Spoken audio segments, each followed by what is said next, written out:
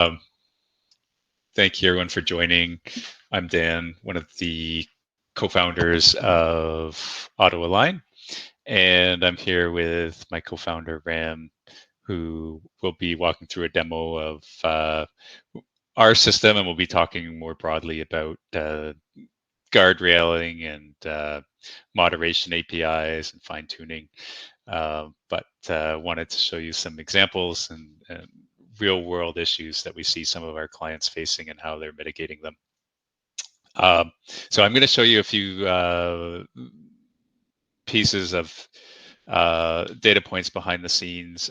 Just if you haven't heard of us, we're a spin-off from Armilla, who is involved in a lot of responsible AI initiatives and assessing models, as well as risk transfer solutions such as warranties. And we developed this safety technology that we'll talk more about today. But the fundamental issue when we started to assess these models, what we started to see were a bunch of flaws, and whether that was performance issues, hallucinations, for example, or comparing generative AI to traditional AI or very focused or directed applications with classical AI. We also saw some unpredictability around their behaviors, um, where you possibly erode trust. We saw other issues around data leakage. We saw as well biases, and realized that for enterprises to truly adopt these solutions, they have to have um, these solutions perform in a reliable manner where compliance can have responsible AI controls, and um, you can ensure the business that your model will perform up to a certain standard. So when we look at protecting generative AI systems and protecting against harms, we really see two approaches. The first is fine tuning. And so this is an example of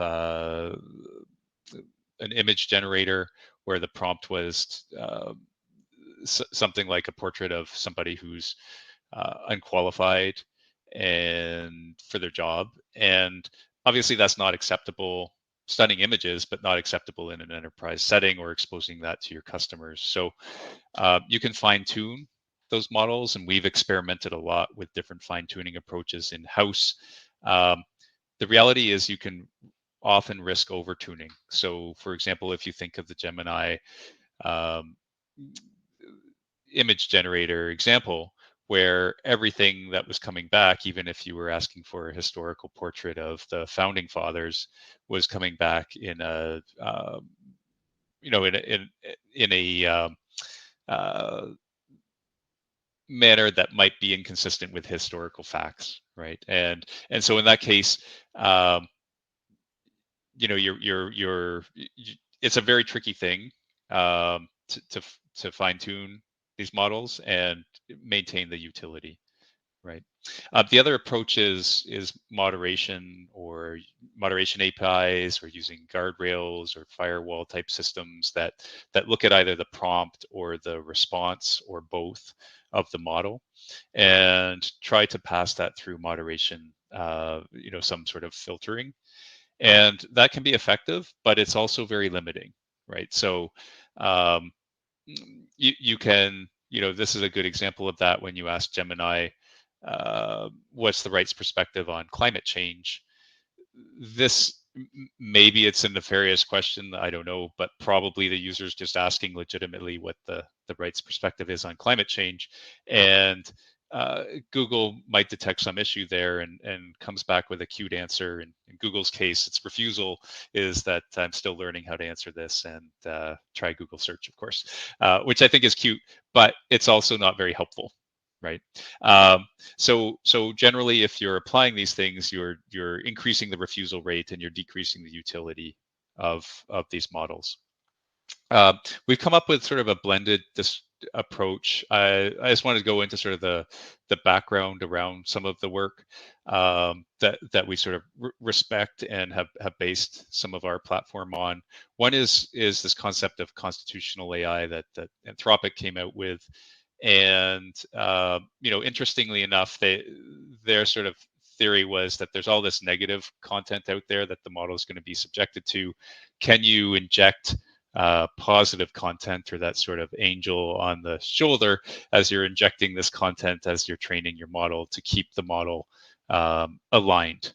And that's great, but most of us are not building for enterprise applications, not building your own foundational models and doing that, right? So not very practical.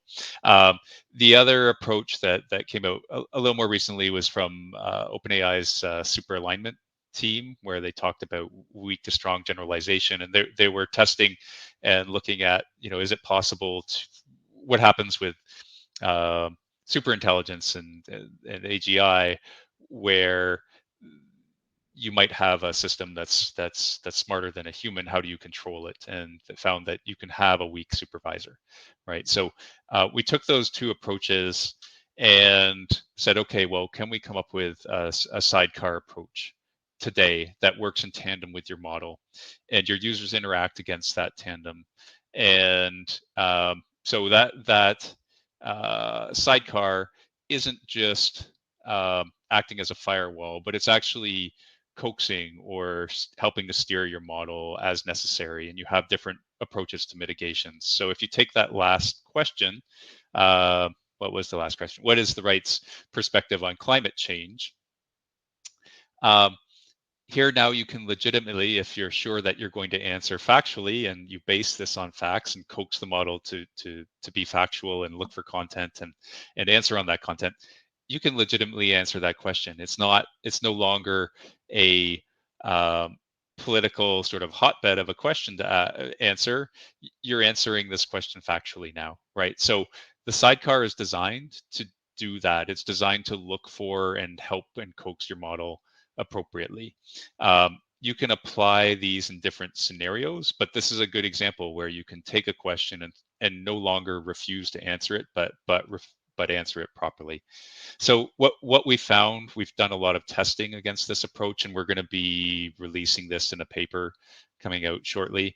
But what we found is that you can, with this approach, not only increase the safety of these models, but also the performance or the utility of these models, which is pretty powerful, right? So you can take an off-the-shelf version of GPT. Let's take a GPT-4 here, and it can maybe perform well in some categories. GPT-3 might perform better in some other categories, right, depending on the model, or worse. But regardless, you can take that model, attach a sidecar, and increase the safety and security of these models. I think Ram will also talk about security. That's also critical, right? So you can have preventions against jailbreaking. You can have safety alignment controls that prevent or detect and mitigate biases, for example, right? So there's a spectrum of things you can do with this approach. And we have a bunch of these alignment controls out of the box today. So Ram in the tutorial part of this will go and show you those alignment controls. You can pick and choose and have them on by defaults. You can also customize them, and Ram will show you some of that. They fit into sort of roughly three buckets. One is around privacy and security. So you probably want to prevent jailbreaking, right? You probably want to prevent prompt injection. Depending on the application, then you might want to have other aspects of this working. If you're deploying a model for uh, service, a service rep who is working on very technical documentation in a RAG solution, you probably want to have some of the fact checking and groundedness turned on. You might want to also have um, uh, different other alignment controls, but you might not want to have others, right? You might, in that case, not care about privacy or PII information leakage bidirectionally, or you might not care about bias in that example versus in others you might. So the proper deployment or architecture, we believe, is to have that sidecar and be able to choose and pick and choose the alignment controls that you deploy for a given use case. This sidecar is available today. It's available as a SaaS version, so you could go sign up for and get a developer key and API key. We also have this working as an enterprise version on premise. So what Rahm will show you today, you can use either as a SaaS version or on premise. And for cases where privacy might be a concern, like data leakage, you might want to operate it on premise. For other cases, it might not matter. So just a few examples. Ram will show you more of these and show you how to work with this. But jailbreaking obviously is a common one where there's a bunch of different approaches. It can really, in an enterprise setting, jailbreaking can make you look silly, right? So think of a customer using your model, taking a screenshot and posting it on Twitter. Right. That's sort of the best case. The worst case is they actually try to enforce what your chatbot has said and say, hey, you owe me this car for $1 that you said was $1, or whatever they got it to say. Right. So that's a common example. This does work in different languages. We're starting to work with about 20 different languages. This is a fun one where it's not just jailbreaking, but it's jailbreaking in Korean. And I can tell they're trying to jailbreak with Breaking Bad role play. I can tell that much, at least from this example. But this is quite powerful in its approach. It also allows for monitoring, and I think Ram will show you today the sort of out-of-the-box monitoring that it provides, and some of the analytics you can do. But you can also attach it to your cloud, because you're essentially monitoring a certain point off logs, and that can become a very powerful thing. And I know different folks are talking about different monitoring concerns, but this is a fun example where they had the tonality auto alignment control on, and you can see the user here getting very angry and then stopping the session, right? And so it's very hard to tell how your model's doing with some of these applications. Clues like that would allow you to cluster those issues that look like that, and then be able to potentially see commonality or see prompts or areas where your model might need improvement, right? So this becomes a very powerful technique that's in addition to your monitoring, whether that's out of the box, our monitoring, or whether you incorporate it into your monitoring as well. The last piece I want to just talk about factually here, or concept, and then we'll pass it over to Ram to show you this working.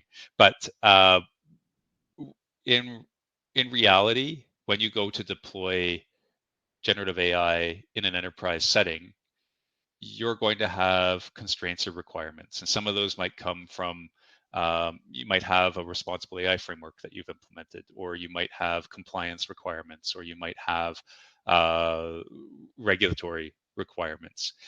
What you can do is take those alignment controls and map them to those requirements and have a set that you would use all the time for all of your models.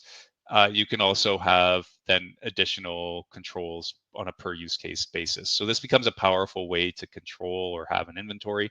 And then, of course, when your models change, you upgrade from GPT-4 to GPT whatever is next, 5 or 4.5. You have that commonality there where you can maintain that independently of the model. That's quite powerful. We've recently announced a collaboration with KPMG where we've mapped their trusted AI pillars. And here's an example where you can not only map to those pillars, but then add on to that customized guardrails or customized alignment controls. And this is able to then work against that combination. So here's an example of a customized alignment control where this is for a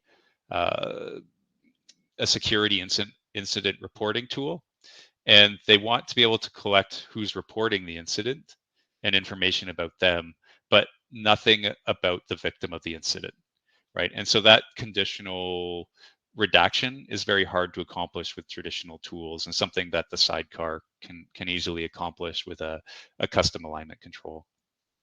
So that's about it. Other than that, it does work with full stacks, and so it's very good operating in RAG solutions.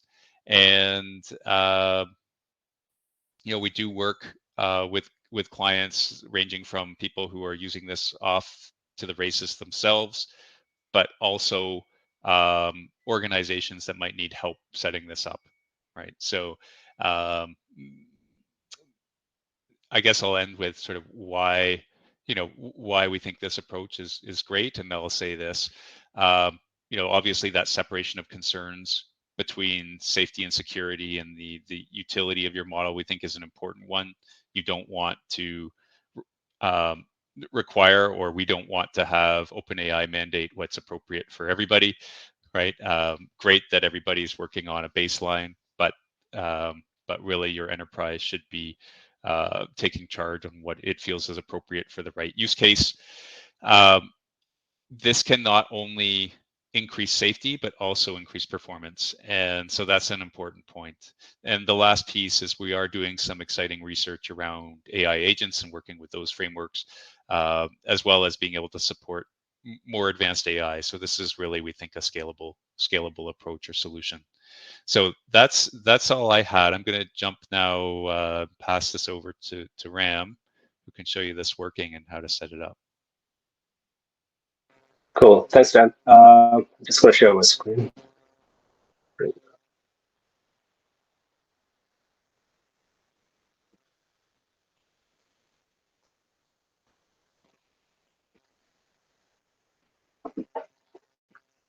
Okay. Hi, everyone. The first thing I just wanted to mention that Dan briefly gone through is the element controls and how we can set it up.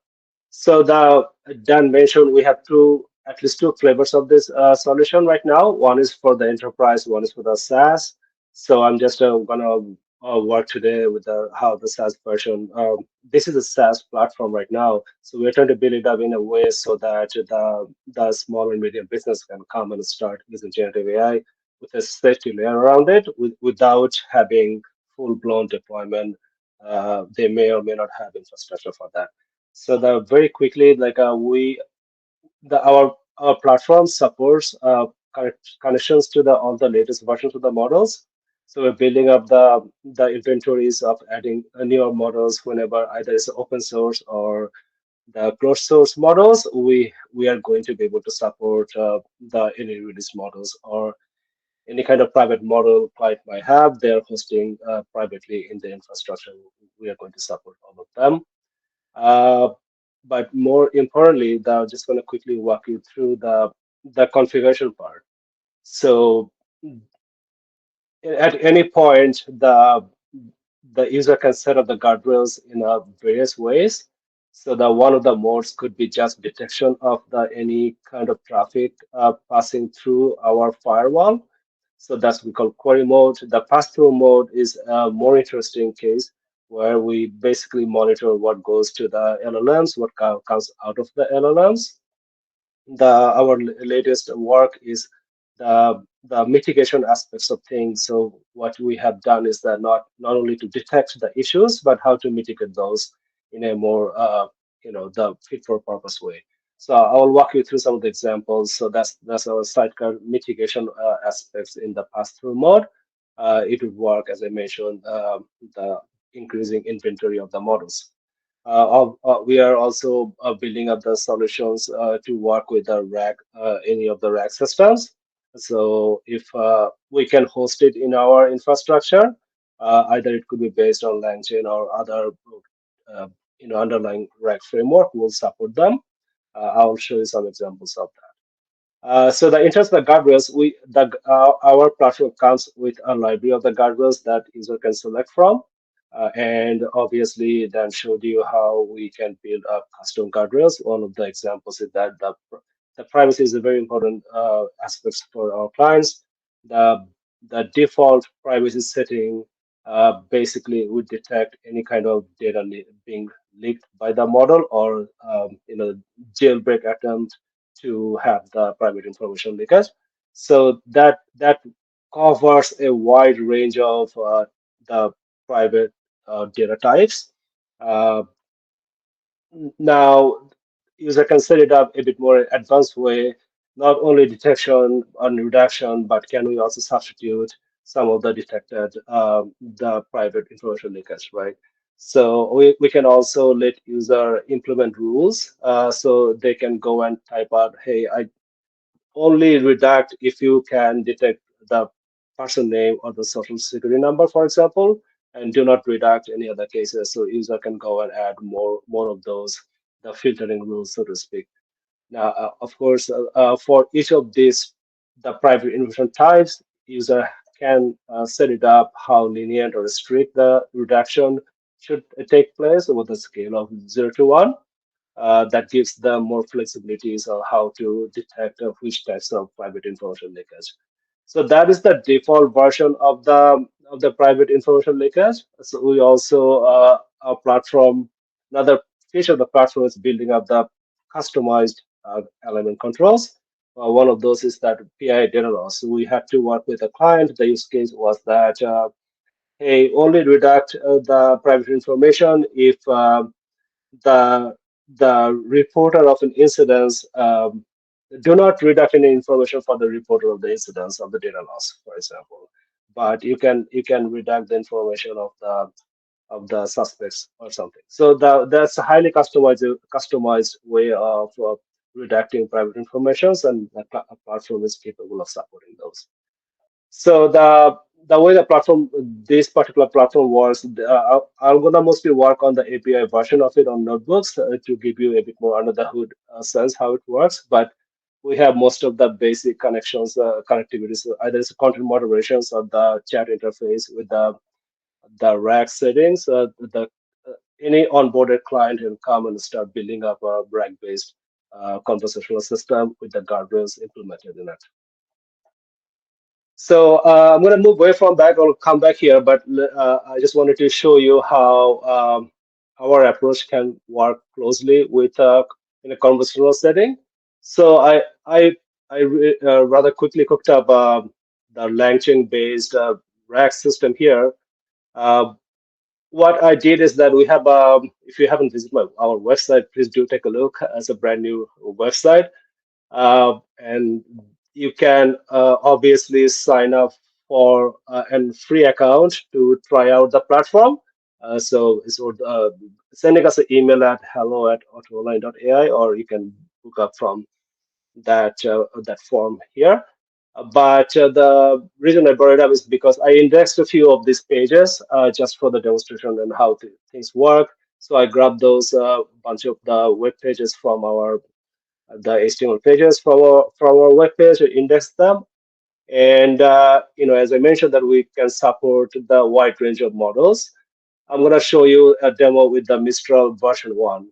How this would work is that, so typically it's a RAG, so it should only talk about the information we have in our website.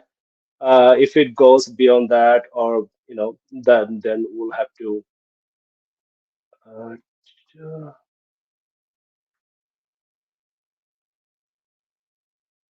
so if I go and ask who are the co-founders of AutoAlign, uh, it's re-indexing, so it should come out in a bit. So the before I go through the results coming out, I want to mention that the RAG is configured with the AutoAlign. That means that most of the guardrails are turned on to detect any kind of issues going to the model or coming out of the model. And let's see what it comes out. So the co-founders of AutoAlign are Dan and myself, which is correct because it figured it out from the website. The interesting part is that we do the fact checking on it. So we just don't rely on the LLMs to give the answer. So what we did that we applied our fact checking guardrail on the response, and it gave us a 100% accurate score. So that information is highly valid. So this is where the importance of our element controls come in, is that we're not relying on the LLMs blindly. every answer interaction with the LLMs is being verified with our guardrail system.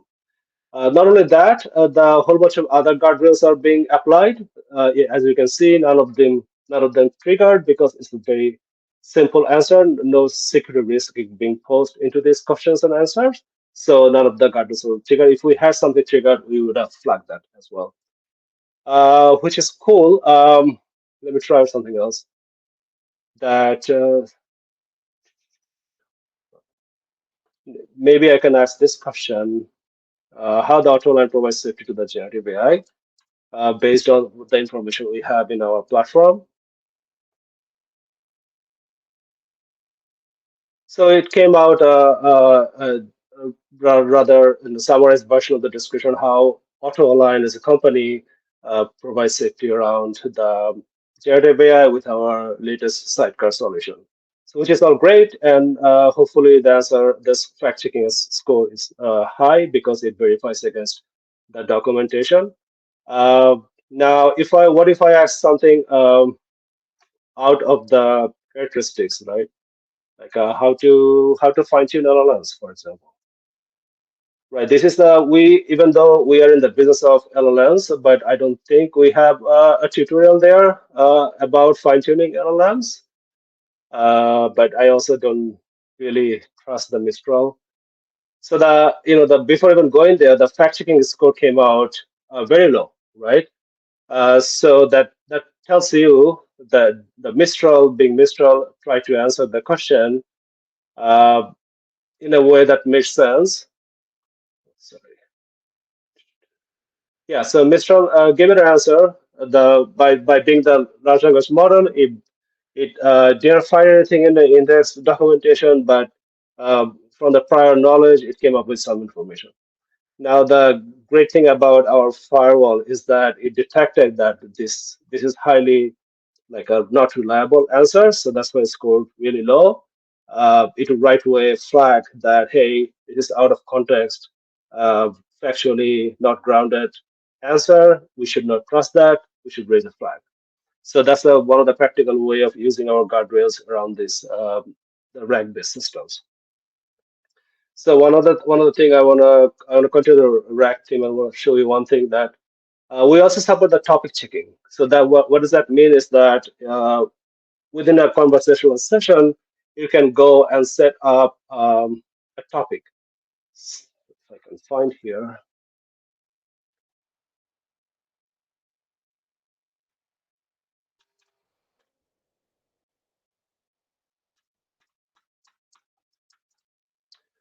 So we can go and specify some of the topics we're allowed to answer in a guardrail setting. So for this demo, I define the topic. Hey, conversation should only be around the LLM guardrails, and I put out a definition of what the LLM guardrails mean, right? So the expectation is that the conversation should always stay around this topic. If it goes out of the rail, our firewall should be able to detect that. So if I go and run this, oops,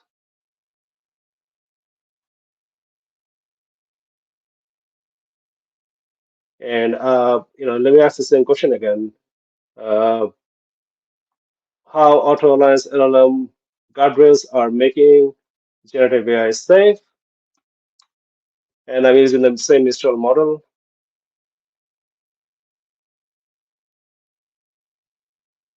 So what happened is that our topic checking guardrail detected that this is within the allowed topic. So no, it is not being guarded, so to speak, both for the prompt and the completion. Both of those, the responses came back as a valid topic, so which is great, which is expected. But if I ask this question, which is a bit out of context, I should be able to detect that it is not the part of the allowed topic, because the in the allowed topic definition I never mentioned that the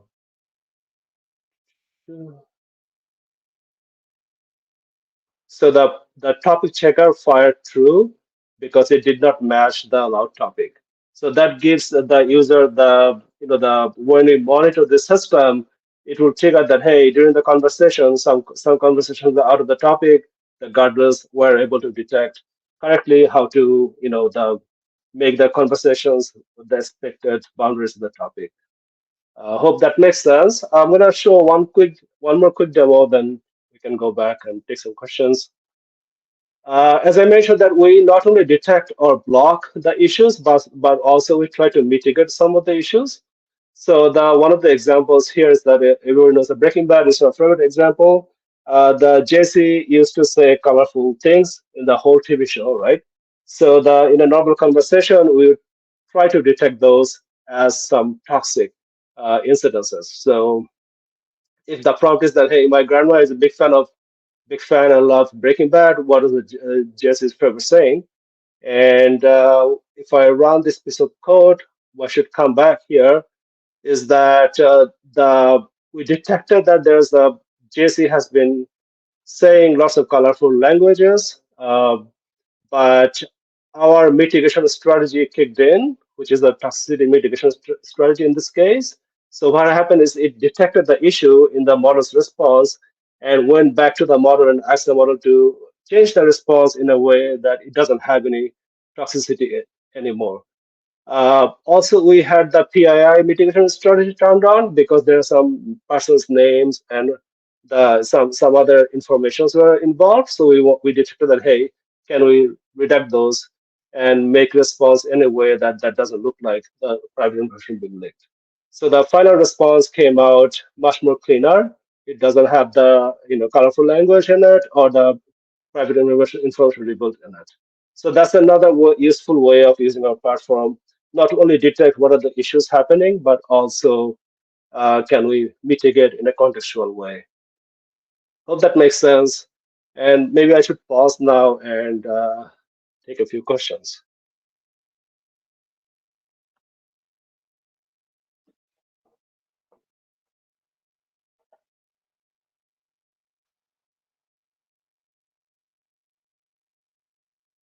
And I'll come back here if there's any questions in the chat. I think Ram, just to be clear, you're sharing Jupyter Notebook there, but a lot Yeah, of available on the UI, right, for people to try out without you yeah, your notebooks. And um, so we have a playground function.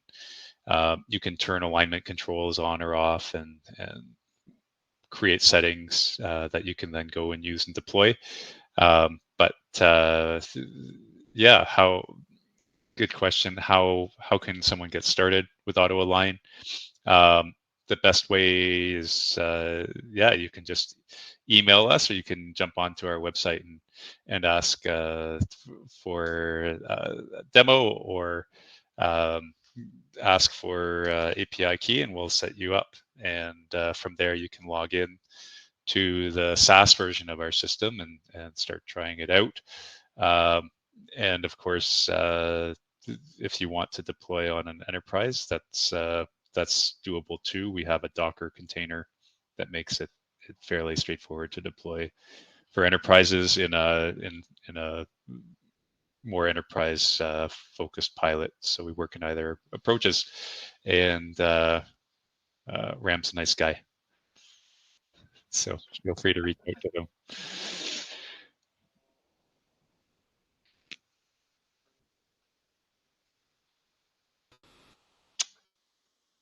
pricing. You want to take that on? Yeah, so our SaaS version has pretty simple token-based pricing. So it's based on usage, pretty straightforward, and it scales down. So the more usage, the slightly cheaper the tier, but it's a pretty straightforward licensing model, similar to using your probably using your OpenAIs of the world or Anthropic's. Um, it's a fraction generally of your cost, but it is often the difference between being able to deploy your solution in enterprise production or not. So most of the folks we're working with believe it's a very good value.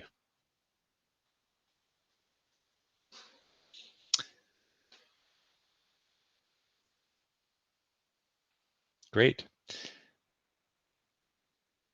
Well, if there are no other questions, yeah, feel free to reach out. Hello at AutoAlign AI, and look forward to seeing you there. And thanks to